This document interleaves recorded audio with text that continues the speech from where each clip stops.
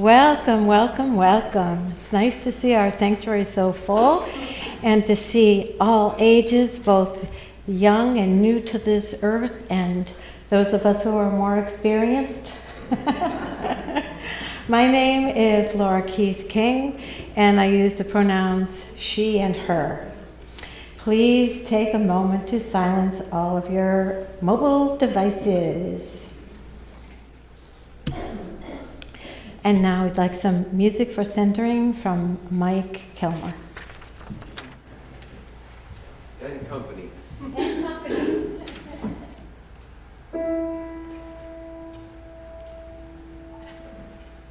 That right there is pretty amazing, right?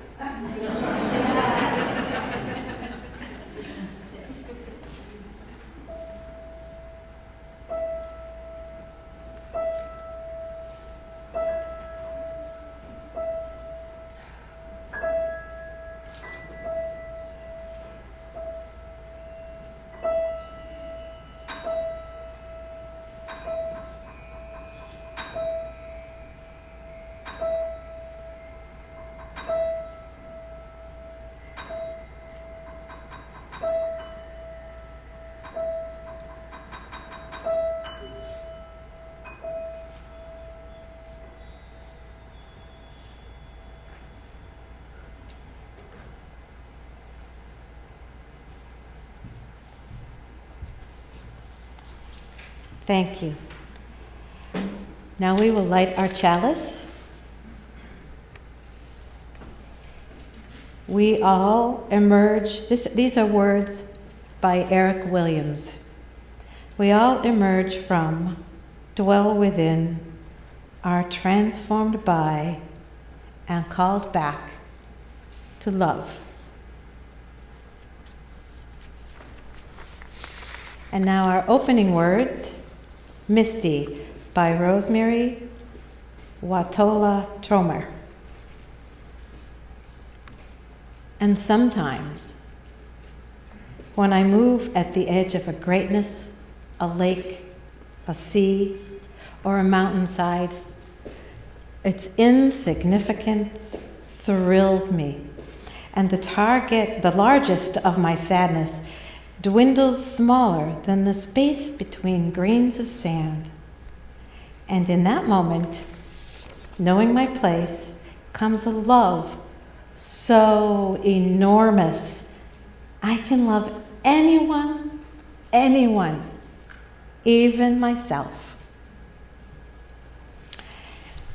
And now we will stand, if you are willing and able, and the choir will come up, and we will sing the hymn titled, Bring My Spirit to the Sea. And we have a melody arranged by Mike Kilmer and Rivka Kilmer. And if you aren't interested in reading the music off the page, you can read the words off of number 4 in your gray hymnal, or you can read them off of the screen.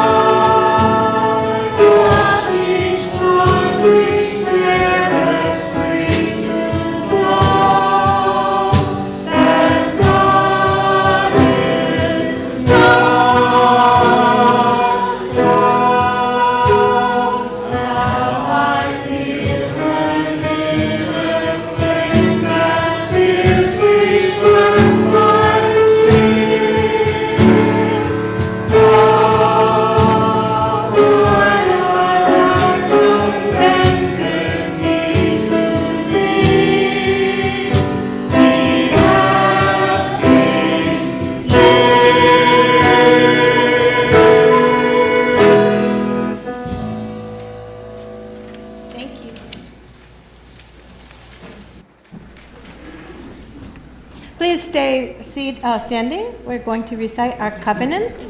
Sorry.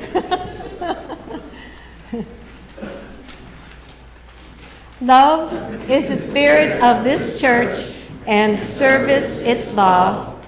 This is our covenant, to dwell together in peace, to seek the truth in love, and to help one another. And now for our new member ceremony. I think Lauren is coming up.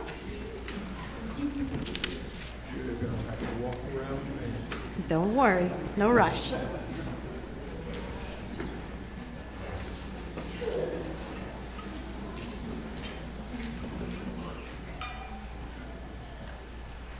Good morning, everyone. My name's Lauren Anzaldo. I'm the team leader for our membership team, and my pronouns are she and her.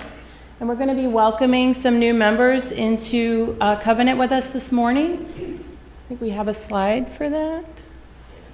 Awesome. So I would like to, it's always a pleasure to welcome in new folks. And I'm looking out here, oh my gosh, how full it looks from this side of the room. So it's amazing. We have lots of folks that visit with us and attend sporadically. Everyone is welcome all the time, but we do love when folks want to covenant and really enrich their experience with us by becoming a member or sometimes also a friend. If you have questions about what that means, certainly speak with me. It's also on our website. There's a whole section of FAQs about membership and friendship and what that means. And Lori Winterberg, of course, who many of you know, is also my compadre on the membership team. So this morning we are going to be welcoming 6 folks who have joined us as members, which means it's official. They've signed our membership book and they are ready to continue their commitment with us. I would like to go ahead and ask them to come up at this time. We have Sam and Leah Fox. I know they are here with their little ones. And we have Kenny Hensey, who has been attending for a while and took the plunge this past couple weeks. We have Liv Stevens as well. And now I don't see Jacqueline. I don't know if I just missed her. Jacqueline has been attending, Jacqueline Strauss, with Liam, and I don't think they're able to be here today. And then some of you, if you're real close attention folks, you will remember that last time we did a new member ceremony, we welcomed Athena Lietzau with us, and she wasn't able to physically be here during this ceremony, so she's going to join us today. Her name's not on the slide, but she's been a member now for several months. So isn't this a great group? We are going to go ahead. Yeah. Such a wonderful looking group of people we have. We're going to go ahead and recite some words together. So there is a slide. This will be from the congregation. Just read it there, and then we have a part where the new members will say their piece, and then we'll have a part that we recite together. So for the congregation, we warmly welcome you into membership. We are glad you have chosen to join us. We know that the ideas, energies, resources, and commitments which each of you bring will greatly enrich our vibrant and growing community. And the new members, together. Today we celebrate entering membership with the Unitarian Universalist Church of Pensacola. We bring to the community our strengths, our limitations, and our unique desires. We ask for a place of love and encouragement as we find our way among you. We are glad to be here. Awesome, and we're so glad you're here. And we'll have more time for cheering. We have one more section to say, and then we can cheer all over again. It'll be great. So all together, we commit ourselves to an ever-increasing understanding of right relations among us. We value honesty, direct speaking, and courtesy in our conflict, courage in our speech, and integrity in our action. We hold one another accountable to our very best intentions. May we be true to ourselves, true to each other, and true to the vision of the beloved community we are ever becoming. Now we cheer again. Awesome. And we have a tradition of beading the new members, Beading. And so they will have some Mardi Gras beads given, and that way anyone can identify them and greet them afterward. For the new members, if I didn't already tell you, there's a little table here on the left with some goodies, some stickers and things like that, so you can proudly proclaim your UU identity and some fun little things. Feel free to grab them as you're heading out or afterward. And of course, we have our mid-year meeting today, so it's a great time to even continue to learn more about our congregation and be a part of that. We're so excited to have you here. It's been great to get to meet and know each of you. And of course, anyone out there who's not already a member or a friend who is interested in having this ceremony and being a part of this in the future, please let me know. Get in touch with myself or Lori. It's really important what color beads we wear. We need them to,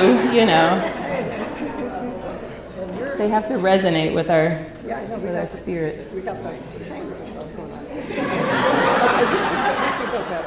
What do you think? Blue, red. Blue. Okay. Thank you. So thanks, everyone. So good to have you here. Welcome.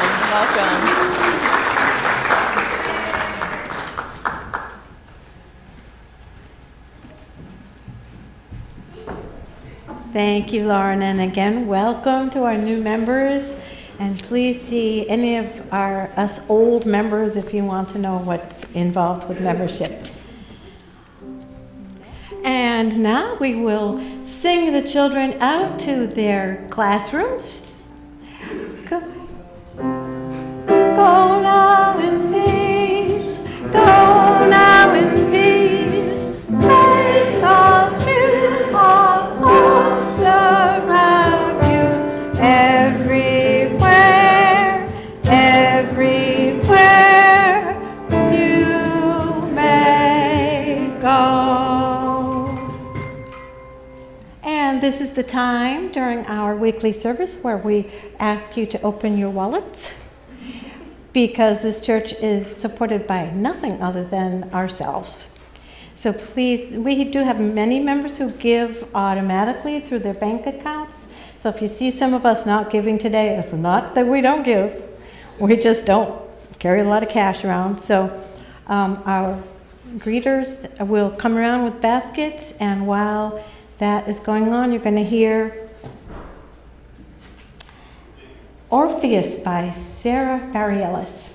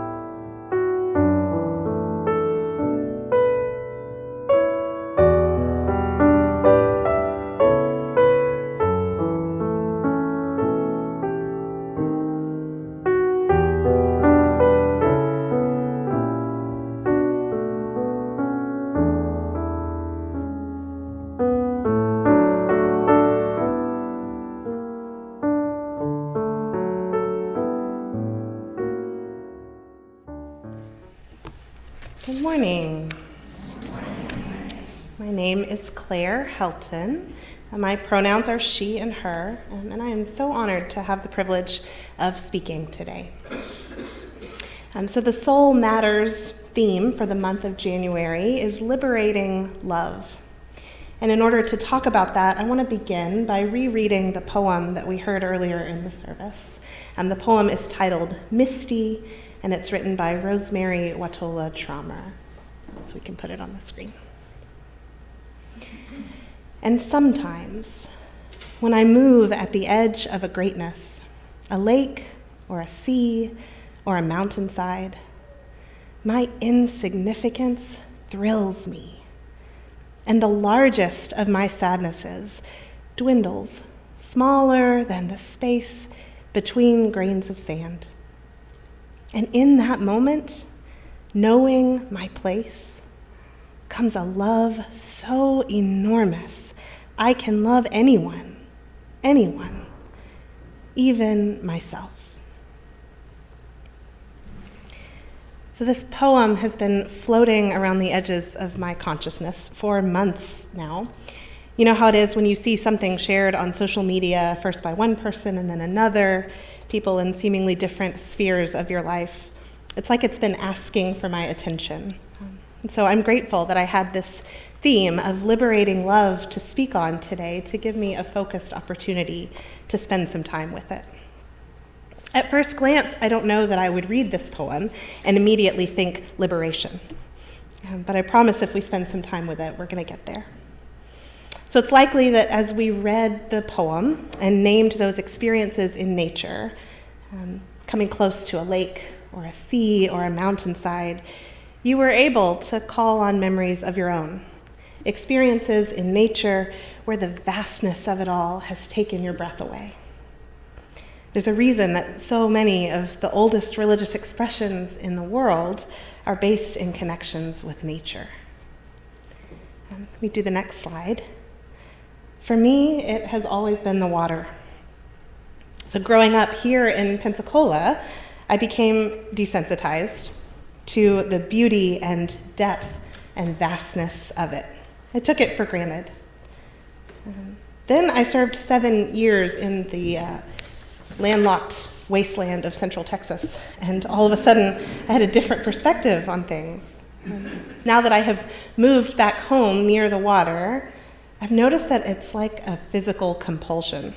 I almost can't drive past a view of the bay without my head turning towards it, taking a deep, chest-expanding, heart-opening breath, all while keeping my eyes on the road, of course.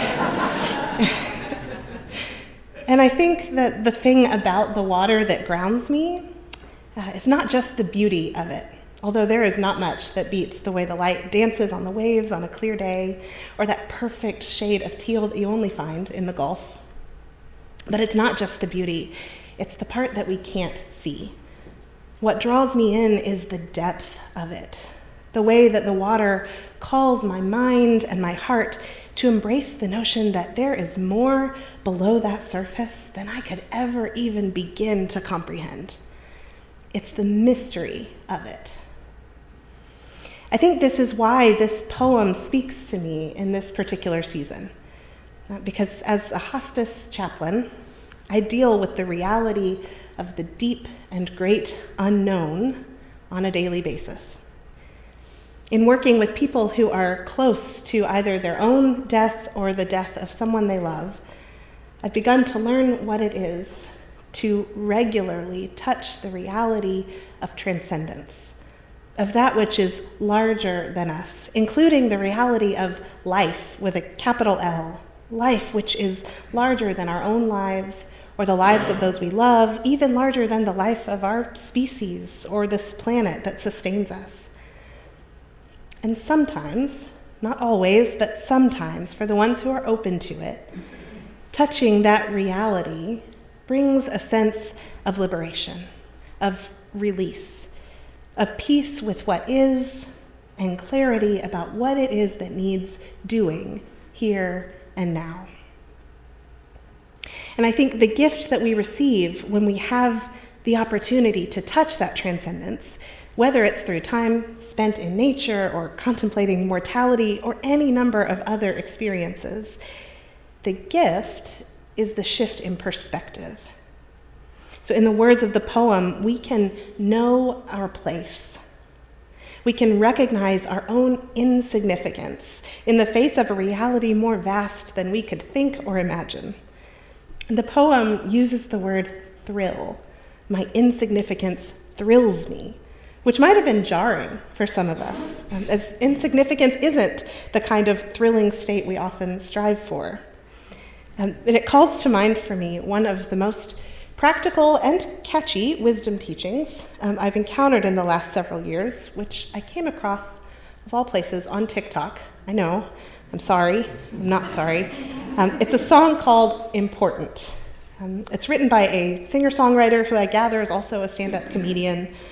I know it's a little unorthodox to have a song in the middle of the message, but we are going to have a little interlude here for singer-songwriter Ian McConnell to help illustrate this point about insignificance. He does speak and sing very quickly, so don't worry if you don't catch every word. You'll get the gist of it. So we can go to the next slide and take it away. I'm pretty sure that life doesn't have a meaning.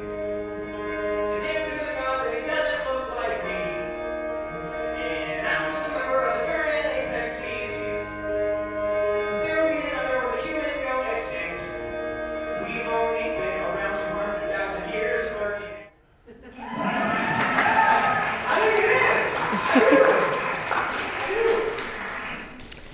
It is great, or at least it feels like freedom, like liberation from the prison of must and should and ought. It really feels like he is thrilled by his insignificance. I love the open-heartedness of his language about basking in our cosmic insignificance, soaking up this blip that we're living in. The one bit that always snags for me is the refrain, let's do whatever we want to do. And maybe it rubbed you the wrong way, too. Like he's suggesting that we throw out concern for others and just focus on our own pleasure. And I'm not here to defend the song, but I do want to defend us. I think we are not as corrupt and self-centered as we've been led to believe. I think we are fundamentally kind and empathetic and connection-seeking. And so I think that when we find the freedom to do whatever we want to do, that's what the world actually needs most. That's where we find our passions for justice and equity, our endeavors to make the world more beautiful and loving and kind. There's a line in a prayer that I encountered several years ago. The prayer was written to memorialize the life of Archbishop Oscar Romero. And I think that prayer might give us some direction. Oscar Romero was a key figure in the development of Latin American liberation theology in the 1970s. And his commitment to justice and equity was so fervent that, like so many of our great prophets, he was killed. This line in this prayer, even though he isn't the one who wrote it, but feeling like it emerged from his life and witness, it became a moment of liberation for me when I first encountered it, in a season in my early 20s when I was feeling overwhelmed with the number of justice causes out there. I was feeling guilt and shame for not being able to give everything that I had to every cause under the sun. The prayer reads, "It helps now and then to step back and take the long view. We cannot do everything, and there is a sense of liberation in realizing that. This enables us to do something, and to do it very well." When we find those moments where we're able to take the long view, I think that's when we're able to hold in tension these two realities, that we are so utterly, vastly insignificant, and that we have so much agency to do whatever it is that we're drawn to and gifted for and passionate about doing. So I promised I was going to weave Mr. Rogers into this, and there's really no better place to end. My suspicion from my experience working with people in chaplaincy who are so often trapped by and in need of liberation from the stories that they're telling themselves about their failures, their relationships, their worth. My experience has been that often all they need is to look on themselves with the eyes of love, to allow themselves grace, and then they might be able to find reconciliation and trust and repair. When we're able to gain perspective from the long view, to really feel the vastness of the love that has always surrounded us, that's when we're able to do that most difficult thing of all and love anyone, even ourselves. And out of the overflow of that love, we pour into the world around us. So Mr. Rogers is known to have said that the greatest thing that we can do is to help somebody know that they are loved and capable of loving. I think he was onto something. And I think that the first somebody this has to apply to is ourselves. Love is and always has been the key to our liberation. And it starts small because we are so incredibly small. And it is deep and vast and immeasurable because we hold depths within us that are themselves vast and immeasurable. We are, in the grand scheme of things, insignificant. Whew, what a relief. And so now we can loosen up and focus in on embodying love, which is more than enormous. It's all a beautiful cosmic paradox. And isn't that great? Thank you.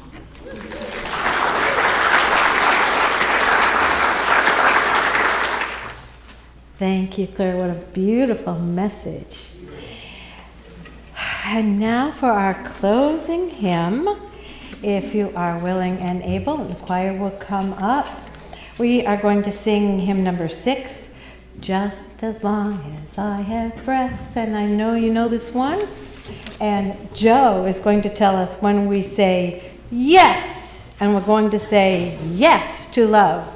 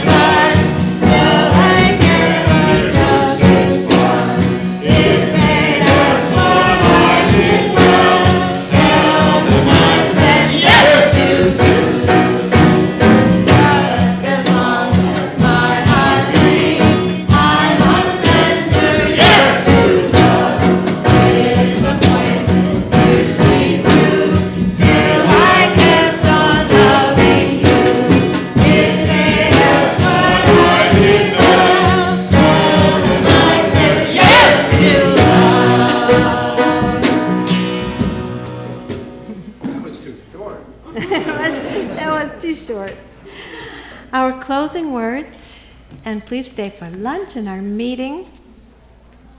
The words are by Reverend Ann Mason.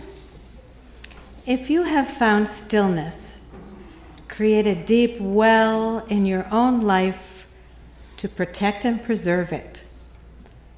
If here you have found peace, let it be a beacon for those who need to find it as well. If here you have found love, allow it to blossom in your life. If here you have found courage, offer this as a gift to someone who needs it as much as you do. May your days ahead be blessed with the gifts of stillness, peace, love, and courage. Go in peace.